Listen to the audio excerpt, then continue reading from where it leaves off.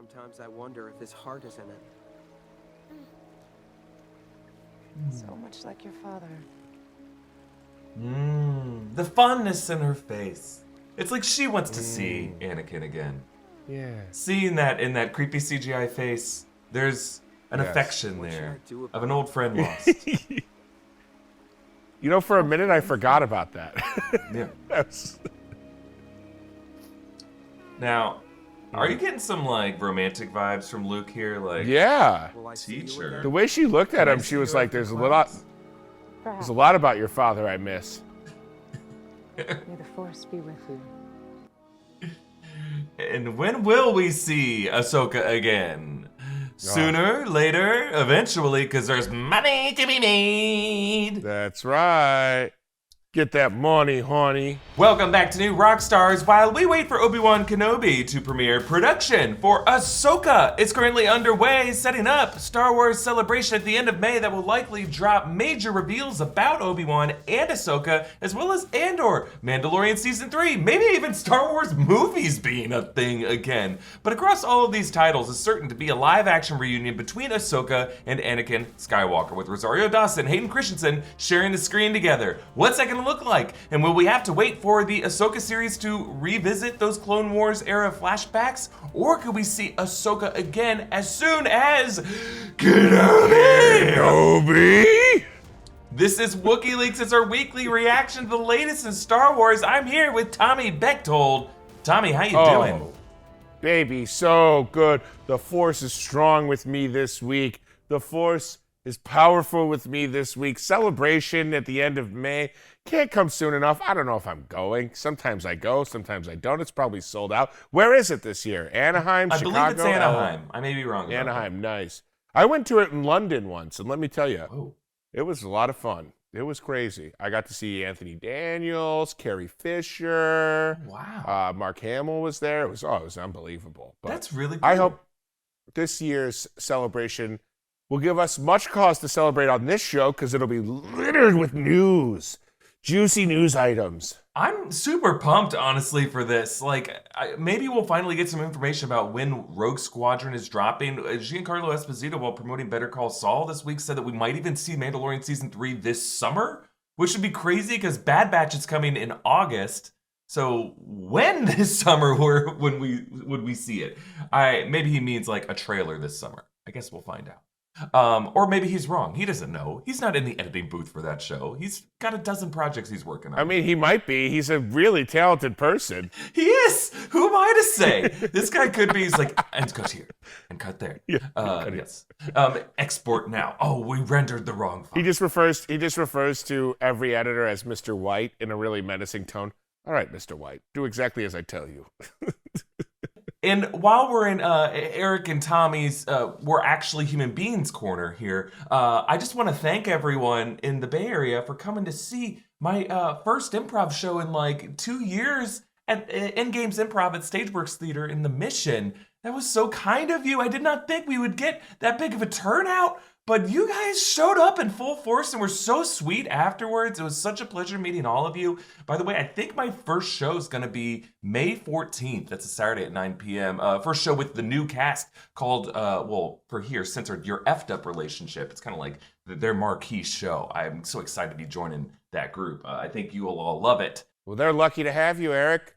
I'm lucky to have them, to be honest. These folks are so funny. Like, we'll have to get the southern office up north or up central California for a viewing of your show one of these days. In our bay.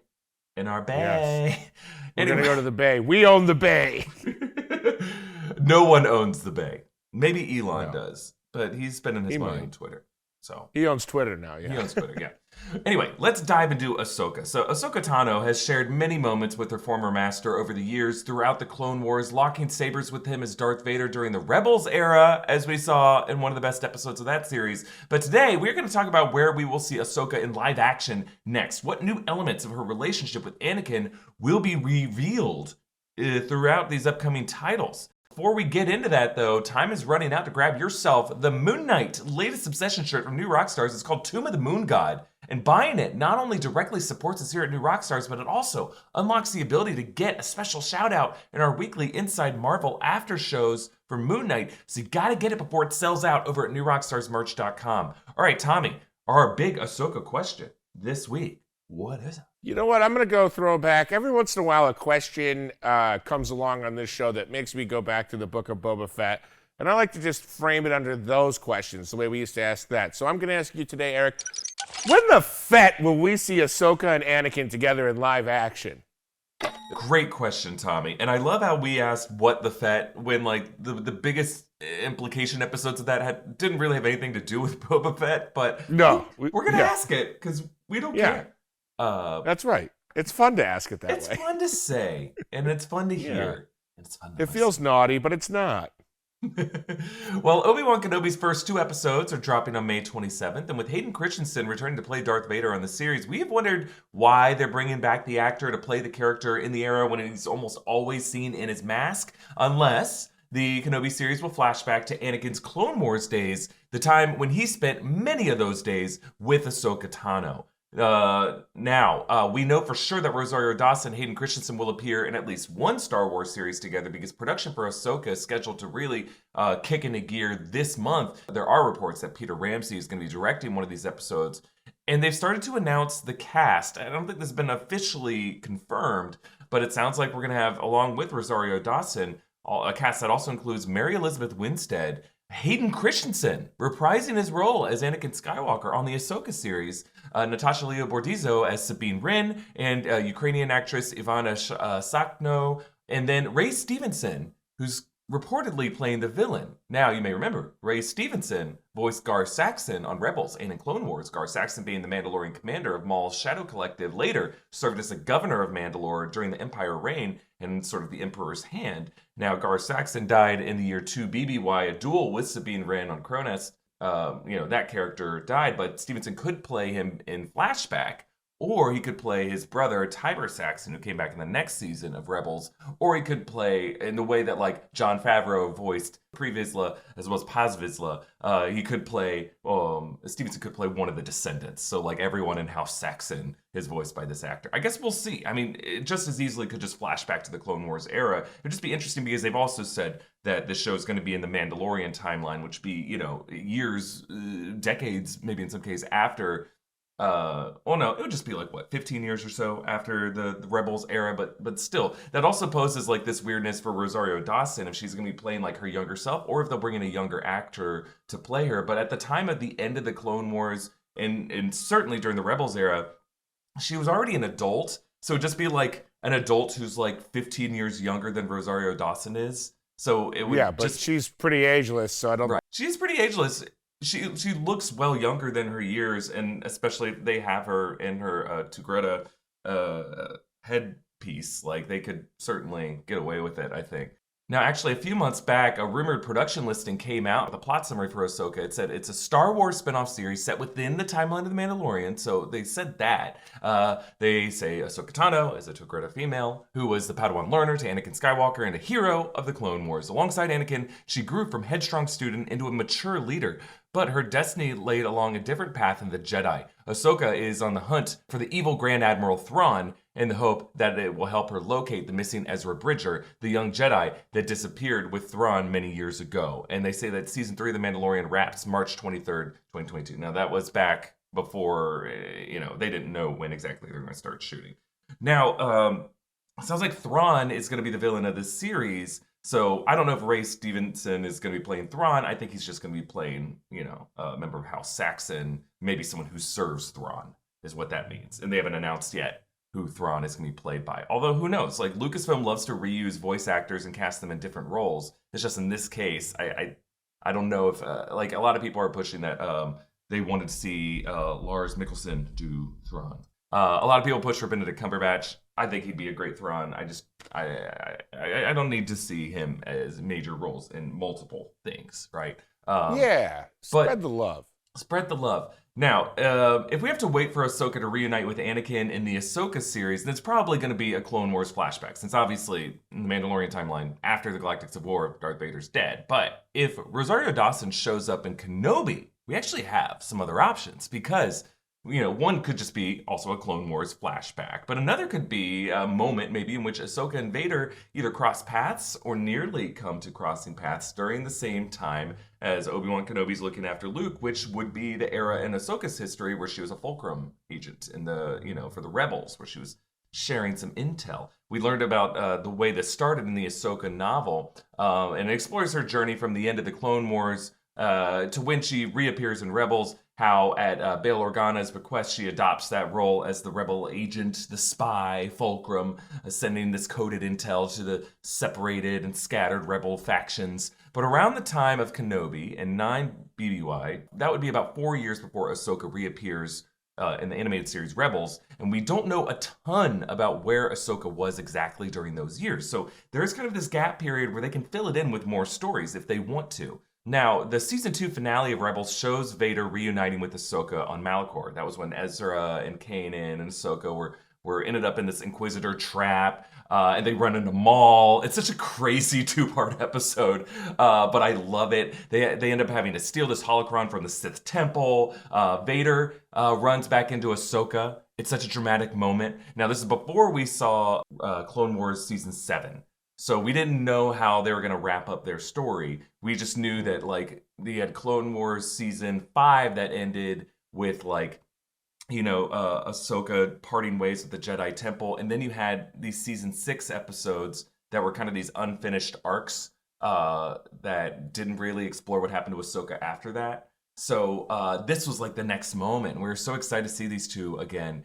And Vader's like, it was foretold that you would be here. And Ahsoka told him that, oh, you killed my friend Anakin. You killed that Anakin identity. Well, I will avenge him. And then he's like, revenge isn't the Jedi way. And she's like, I am no Jedi. And it was so cool that it was a little weird later to see her in The Mandalorian, where the episode was called The Jedi. But maybe it's referring to Grogu, not her. But we don't really know. Maybe that's just a question of what it means to be a Jedi. But this fight is awesome. She cuts open Vader's mask, and she hears his voice, and he's like, Ahsoka. In a moment, those two, eye to eye, reconnected. And she's like, I won't leave you, not this time. And he's like, then you will die. And then they lock blades again. The episode ends with him stumbling away from the battle. They're separated, but her bird is there and flies into the smoke. So they're both there. It's just a heartbreaking reunion. So I won't leave you, not like last time, could refer to a lot of things, because I don't know, watching that final season of Clone Wars, I don't really know what this moment was where she left him. I think the writing of that moment referred to how she left the Jedi Order at the end of Clone Wars Season 5, she turned her back on him. But there were other moments between them after that that was filled in by the final season of Clone Wars. So I want to know, could there be another moment where these two cross paths? They could certainly fill that in. If they're doing this with Obi-Wan Kenobi, this little duel between them we didn't know existed, there could be another moment between Ahsoka and Vader, and that could explain how Ahsoka knew that it was Anakin under the Vader helmet. Because not everyone in the Star Wars universe realizes that they're the same person.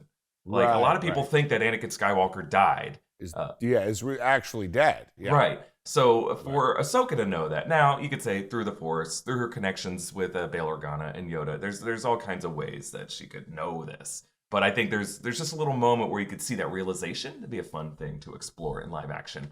So Tommy, I've been talking a long time. I want to know from you, which Vader and Ahsoka encounter do you think would be more powerful to see in live action? A duel during the Galactic Civil War when Ahsoka was Fulcrum, or a flashback to their friendlier Clone Wars adventures and no Vader mask at all? I think a duel is going to be more exciting to see on screen, right? A flashback will be, it might trigger an emotional reaction from the viewers, but watching them go at it, although we did already have that great duel between them, so it's kind of maybe a little anticlimactic to have them fight again. I would say, the thing I would actually look the most forward to would be in the if for them to meet with Anakin as a Force ghost in the Mandalorian timeline. You know what I mean? to like have Anakin return and kind of have them almost make amends. I know I just said that wouldn't be as exciting, but like I would genuinely enjoy Hayden Christensen, as Anakin, like being like, maybe Ahsoka is finding her faith tested again and finding her resolution tested again, and he feels that compelled to appear before her and be like, I have made every mistake you could possibly make in this path. Don't go down. Don't let your anger consume you. That type of thing. But if we're going just for a straight answer to the question you asked, I want to see him lock swords. I want to see him lock lightsabers. I want to see him fight. I don't want to see her cut the mask again. I want them to threaten each other. And then, I want neither of them to die, because I don't want anyone to ever die. I want everyone to live forever, and the whole galaxy to be overcrowded with life beings just eating and crapping everywhere. And that's when you need a Thanos. I think. Yeah. You brought up That's why they call me the reverse Thanos. You brought up an interesting distinction, Tommy, between like what would be more exciting. To me, I think when it comes to Hayden Christensen, Rosario Dawson, and these characters that they're playing, I don't need exciting. I think I need impactful. I think I need catharsis. I think I need a conversation to happen. And I think there are plenty of other places for thrilling sword fights to happen. Between the Inquisitors and these other characters, that's where like the flashing blades is gonna be more fun. But between these two, like I kind of want I want this show, or all of these shows, to give Hayden Christensen the opportunity to show that he actually is a much better actor than he was given credit for in those prequels. And Rosario Dawson's a very good actor. What if she shows up in Kenobi and the Inquisitor is about to like strike her, and Vader goes like, "Gah," and stops has a momentary lapse in conscious and like stops the Inquisitor from like killing her. Yeah. And then immediately is like, no, I'm Darth Vader now. I should kill her. Put me in my bacta tank. Don't look at me. Short-circuiting from his human tears going into his robot body. That's exactly what's going to happen. I mean, that'd be fascinating. Would Vader turn on an Inquisitor to save Ahsoka, or to spare Ahsoka? Yeah. Or would Anakin pulling the last little Anakin-ness in Vader, and showing a little Anna-kindness, if you will. Anna-kindness. I think... Put it on a shirt, epic hero. Put it on a shirt. Slap that shit on a shirt. Random acts of Anna-kindness. I think that if that happens in Obi-Wan Kenobi, that'd be such a powerful moment between Vader and Ahsoka that I'd be like, why is this show called Obi-Wan Kenobi? Why do they title any of these shows? Why don't they just call it Star Wars? I know. I just, me, I can't help but write a little fan fiction. But no, I want to see it. I think set up that moment to happen, and then we could see it in a flashback in the Ahsoka series. I think I'd love to see Ahsoka show up in Kenobi just to kind of set up that there's more to learn about their relationship from whatever era. Just pepper her in. She's great. Like, she's getting her own show, but we want to see her in everything because we like her character. Yeah, and I like Rosario Dawson, so... Now, Tommy and I are going to talk about, have a little debate on what might be the most overrated and the most underrated Star Wars title. We're going to talk about that in just a minute. But before we do that, we want to thank some friends who helped us make this episode. Thank you to MeUndies for sponsoring this episode of Wookieeleaks. Our friends at MeUndies have a new Star Wars collaboration that we're so excited about here at Wookieeleaks. They're back with 2 new limited edition prints, Lightspeed and Rebel Squadron. You can get a matching pair for your favorite person, or you can fly solo and just get a pair for yourself. You can get these prints in socks, loungewear, dog hoodies, and all matter of underwear, from boxers to briefs to boxer briefs, and in sizes from extra small to 4XL. They've got other great collaborations available from The Simpsons, Game of Thrones, Batman, and other properties. Or just get some black and white ones if you're not into the fancy patterns, but just want to enjoy their insanely comfortable undies. Truly, MeUndies are the most comfortable in the world. These bad boys will live at the top of your stack of clean clothes because they'll be the first ones you want to put on. MeUndies has a great offer for my listeners. For any first-time purchasers, you get 15% off and undies shipped right to your door. To get 15% off your first order and 100% satisfaction guarantee, go to MeUndies.com/Wookie, WOOKIE, just one E in this code. That's MeUndies.com/Wookie. Erik, you know me. I never ask for anything from our sponsors except for Blue Chew, which I need for medical reasons. It keeps my heart beating. But I got to get some of those Rogue Squadron MeUndies. If you're listening, MeUndies, I'll model them on Instagram for you. Tommy, you taking Blue Chew gets my heart pumping. Right. That's the only thing. All right. The only thing that works for me is you taking Blue Chew. Oh, that's why we get along so well. We're linked. They are a dyad. We are a dyad. I was the just about to say we're a dyad. All right, we also want to thank Raycon for sponsoring this episode. If you're looking to shake things up this year, maybe exercise more, maybe get out of the house more, there's no better way to do it than with a pair of Raycon wireless earbuds in your ears. Raycon wireless earbuds are the best way to bring audio with you because no matter how much you shake things up, literally, no matter how much you shake, you know that they will not fall out of your ears. Their everyday earbuds look, feel, and sound better than ever. There's also awareness mode for when you need to listen to your surroundings so that you can take Raycons with you wherever you go with optimized gel tips for the perfect in-ear fit. These earbuds are so comfortable and they will not budge. There's nothing worse than being really into a song or a podcast and it just cuts out at the worst moment because your earbud just fell out. Well, with Raycons, you don't have to worry about that. Raycons offer 8 hours of playtime and a 32-hour battery life. And they're priced just right. You get quality audio at half the price of other premium audio brands. Raycon's everyday earbuds have over 48,000 5-star reviews. Right now, the Wookieeleaks audience can get 15% off their Raycon order at buyraycon.com/Wookie. That's buyraycon.com/Wookie with 2 E's to save 15% off on Raycon's buyraycon.com/Wookie. All right, Tommy. So this week, or last week really, the director of Guardians of the Galaxy, the Suicide Squad Peacemaker, James Gunn, tweeted, quote, "I don't know why Rogue One is trending, but I'm glad it is, as it's the most underrated Star Wars anything." And I love that he said that because I love Rogue One. I do believe it is underrated, though, like all Star Wars titles, it has found more love in recent years after like Rise of Skywalker has come out. Everyone has gone back to Rogue One and said, this movie is actually amazing.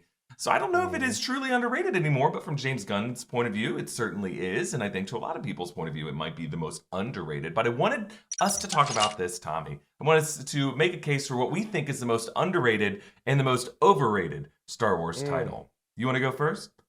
Well, if we're talking about underrated first, I mean, it has become in later years the most beloved of the prequels, but Revenge of the Sith, I think objectively is a good movie. And I think it got lumped in the fun of mocking the prequels at the time. And just in general, the age that, if you think about the timeline of it, the people that saw the new trilogy as children, as like age 7 to 15, were becoming like 35 to 40-year-olds when the prequels came out, and like just mastering the internet. Just they were like in that generation of tech-savvy people, and they just tore it apart online. And I think Revenge of the Sith is objectively, from start to finish, a pretty good movie and has a very exciting conclusion that is upsetting and, it adequately and satisfyingly explains Anakin's transformation into Darth Vader, and it's hard to watch if you're a fan and Luke and Leia. If you're if you love the original movies and you see who Luke and Leia are, you're like, oh God, this man could have been their father. It's hard not to humanize it and put it on Earth, in earthly familial relationships as as it were. But I think that's always one that is underrated. Agreed. I'm trying to think of a more sexy pick. There were parts, I felt like Solo, because of the director change, got really unfairly maligned and kind of got the treatment of this movie is going to suck no matter what. I don't think it ever got a fair chance to be properly rated, but there were a lot of things about that movie that I enjoyed as well, and a lot of characters introduced that I enjoyed, but so I guess I'll just throw that one in there as a rogue underrated. I think you make some good points, Tommy. I agree. I think Revenge of the Sith is really great. Definitely the best of the prequels, and I think all the prequels over the years have been unfairly maligned and maybe unfairly praised. I think people, thanks to Clone Wars, kind of just overlook some of the glaring plot issues. It filled in some great. It did some great remodeling work to the overall prequels mansion. They brought in a master contractor with the animated shows. Right, and that's exactly. And I think that kind of skews a lot of people's perceptions of the franchise as a whole. They don't necessarily judge the movie as it was, the 2 to 2.5 hour experience. They judge the way they feel about these characters in this era, which is totally fine. I'd much rather people have positive opinions and positive associations with these things. Because there's so much craft that goes into them. So why not? I will never fault anyone for having a positive opinion about the prequels or any era of Star Wars. So that leads me to my pick for what I think might be the most underrated. Because I don't think I've heard anyone on Twitter say anything nice about this movie in a while. And maybe we're just in this cycle of the backlash versus the backlash to the backlash to the backlash. But I'm going to, for my underrated pick, I think Rogue One is properly rated right now. I think most of the movies pre-2016 are like properly rated. I think I'm going to say most underrated, hot take, Rise of Skywalker, Episode 9. Now, I do not think this is a great movie by any means. I don't want anyone to think I'm praising this movie or putting it on any pedestal. I understand it is a flawed movie with many problems, and but I think it is maligned because it is emblematic of many people's problems with the sequel trilogy that are not necessarily this movie's fault. Now, you could blame J.J. Abrams for them, but J.J. Abrams, he has said that he had some pitches, he had some concept art of a different movie, so I don't know who you can really blame. I don't know if you can blame Kathleen Kennedy or George Lucas or anyone at Disney or Lucasfilm for this. Like, this is just, they gave what they thought audiences wanted, and it was a mess. The lines like, Palpatine returned somehow, cloning, were ridiculous. The fact that Palpatine returned at all is insane. However, I believe this is a beautiful film to look at, and has some of the most gorgeous production design, and has truly beautiful moments between characters. The way they resurrected Carrie Fisher visually on screen, I'm not a fan of, but they were able to achieve some beautiful moments of catharsis between these characters that I did not think they would ever be able to do.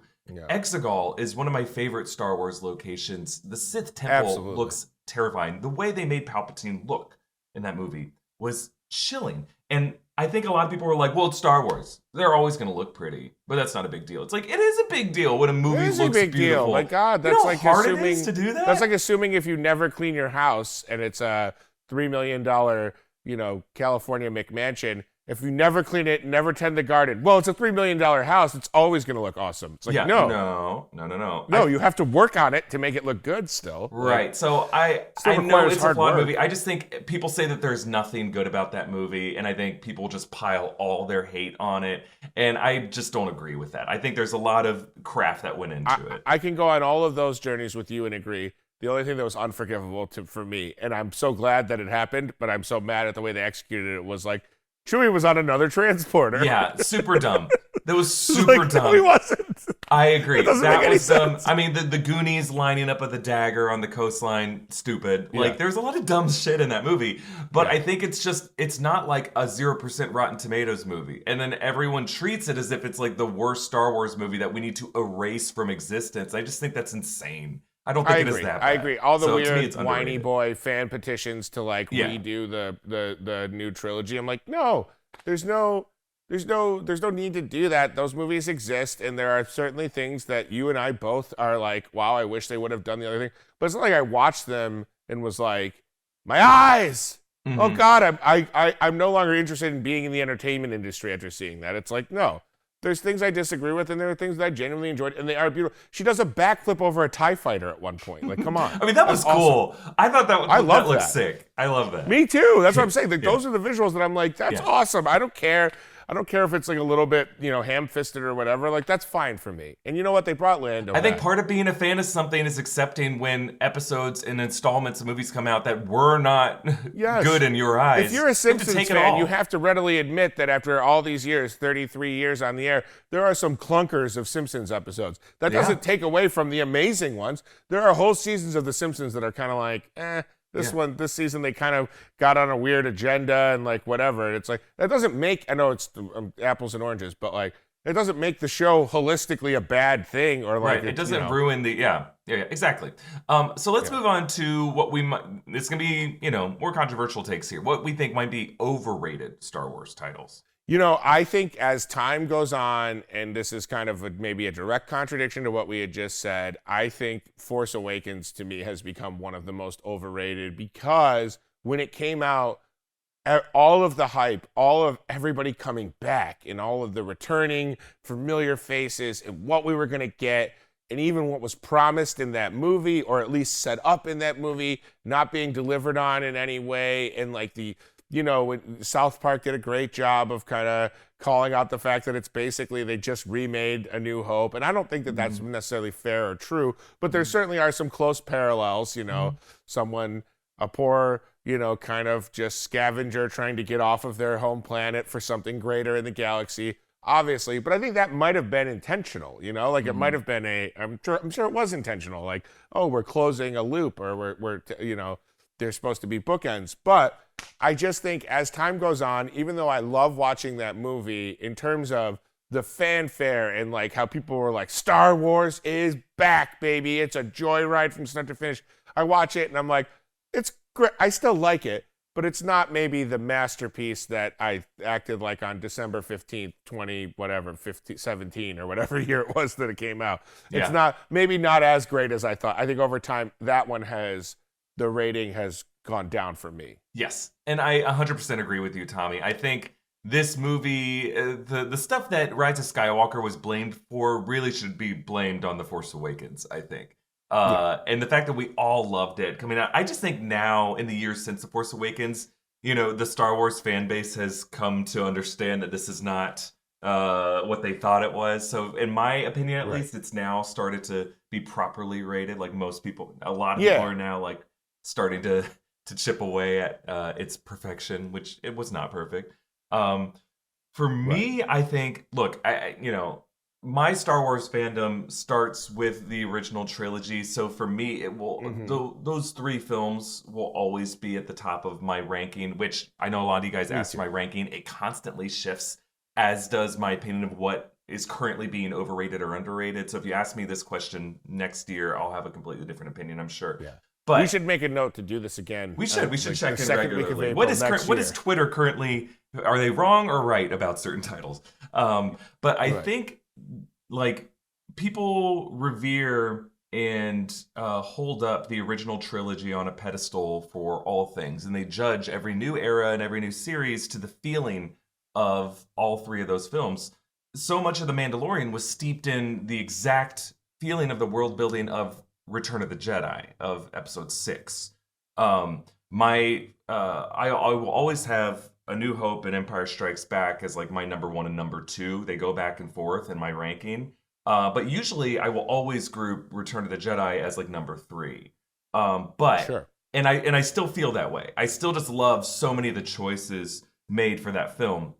However, I think Return of the Jedi, and this is gonna piss some people off, I think it just might be more overrated than most other Star Wars titles. Even though I think it is a great film, and I'll always watch it. I will always rewatch this movie. I just think that of that original trilogy, I think most people agree it might be the weakest of the original trilogy, but I think a lot of people will overlook how much it coasts on the great choices made in A New Hope and Empire Strikes Back. Like, it really skews in some strange directions. It gives us a great space battle. The Battle of Endor is incredible, and I love how it goes back and forth between the ground battle and the space battle. But I think a lot of the dialogue, I think making Leia Luke's sister was a strange choice. And Lucas claims that was his plan from the beginning, and I just don't buy it. I don't like that. That was the first time in Star Wars, storytelling where such and such is revealed to be related to such and such. That felt really kind of like, does everyone have to be related now? Can't we just be people who ran into each other? Feels soap opera-y, yeah. And it forced us into this weird scenario when he did the prequels, where they kind of had to have they're twins and they have to be separated. I don't know. It felt like it closed off doors rather than opened them. So don't get me wrong. This didn't turn me off from the movie permanently. I just think that it was one of many unusual choices. And I think that movie has, like Rise of Skywalker has amazing design and world building that I will always love, and I can't wait to experience with my kids. I just think that there's just some moments where it just skews too much into the world building and not enough into the story, and just keeping things simple and honest between the characters. And we all just overlook that because otherwise the movie's just so great. And again, it will always be in my top 3. I just think people say it is so much better than the prequels, and I don't think it's that much better than the prequels or the sequel trilogy or Rebels or Clone Wars or The Mandalorian or Boba Fett or any of these shows. You know, I think it's about as good as The Mandalorian season 1. Maybe definitely better. Just I think that's fair. I can remember when they re-released theatrically all of the original trilogy ahead of the special editions. I think it was like they gave them all. I think they each came out for like a month, one after another. In Rochester, our local our movie reviewers. This was a great movie reviewer. He was really, really good. The only thing is he was my introduction as a kid into the fact that comedies always get reviewed on a harsher scale, because he would give like no comedy ever got higher than a 7. Like very rarely did I get high. But so he did A New Hope got a 10, Empire got a 10, and then Jedi got a 9, and I was like, are you kidding me? Yeah, and then I was like, that's my thing. It's like, I don't know. It was like he was on top of it. He was like, it's still great. It's just not as good as the first 2. And like, you know, and whatever that means. So I guess shout out to Jack Garner in the Rochester Democrat Chronicle. I think it's great for a movie to just kind of exist in why not in that world. Hangover coasted for like 4 movies. And I think if Disney Plus existed back then, if they had an opportunity to explore this in like a TV series with a super high budget, I'm sure George Lucas probably would have explored that back then. And he did see that experimentation in the 80s with the Ewoks movies, right? Like, I think he wanted to... He got really interested in the world, and why wouldn't he? Like, Lucasfilm was probably like, we have all this great stuff. Let's explore this world a bit more. And now, just because the way the media industry has changed, they can give like tens of millions of dollars to produce a single episode in a 6-episode series. So it's just a different world. And look, if you ask me this again next year, I will have a completely different take on how overrated or underrated Return of the Jedi is. But I think what Tommy and I are saying is we're not like locking in stone any definitive opinions. No. We're just inviting you right now to maybe be a little less critical of the sequel trilogy, or at least the last of the sequel trilogy, and maybe give a more, you know, scrutinizing eye to the things that you love, and maybe determine to yourself why exactly you love them, and accept that everything that you love is still flawed, and just identify what those flaws are, and that way you'll say, well, they do this other thing so well that it makes me forgive those flaws. And that's part of why I love it. So nothing that you love is universally great. It's just understand what its flaws are. That's right. It doesn't matter. That kind of nuance is going to go right over people's heads, and I'm going to get yelled at on Twitter. I don't really care. Absolutely. We can't wait. Take it out on me, guys. I can handle it. Put it on this big old bare chest. Look at you. You're like that Oklahoma State coach. Talk to me. I'm a man. Don't yell at this little boy. I'm 40. This beautiful little boy. Why are you yelling at him? I'm a man. I'm a man. He's just a kid. Well, that is it for this episode of Wookieeleaks. Don't forget to check out our many great merch options over at newrockstarsmerch.com. Follow me at EA Voss. Follow Tommy at Tommy Bechtold. Follow New Rockstars. Subscribe to Wookieeleaks wherever you get your podcasts. Thank you for joining us. Bye-bye. Goodbye, man.